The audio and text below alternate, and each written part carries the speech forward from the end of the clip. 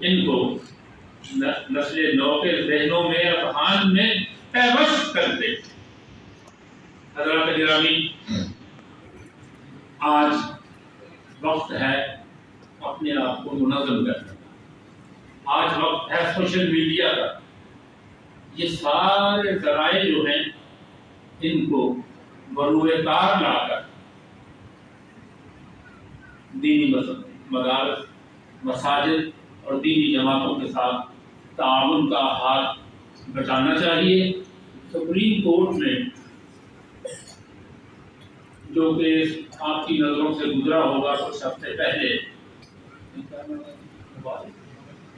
مبارک احمد ثانی جس نے توہین رسالت کی تھی، آپ دیکھ رہے ہیں کہ توہین رسالت کے واقعات پہلے سے کہیں زیادہ ہو رہے ہیں۔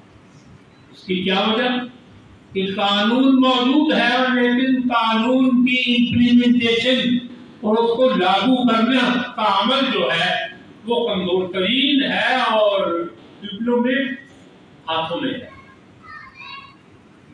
عاشقان مصطفیٰ کو ستایا جا رہا ہے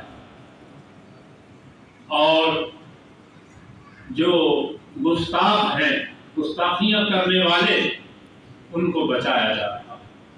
اس کی ایک پوری تفصیل ہے، جو زندگی رہی تو باقی باتیں پھر انشاءاللہ کبھی کریں گے۔ وما علینا الا البلاغ۔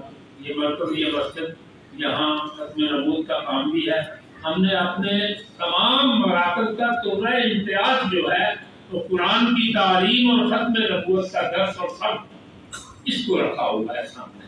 الحمدللہ یہاں بھی یہ کام آسان انداز میں ہو رہا ہے۔ آپ حضرات سے درخواست ہے کہ بزرگوں کی معیت میں، بزرگوں کی سرپرستی میں ہمارے غریب اداروں کے ساتھ تعاون فرمایا کریں۔ وما علینا الا البلاغ۔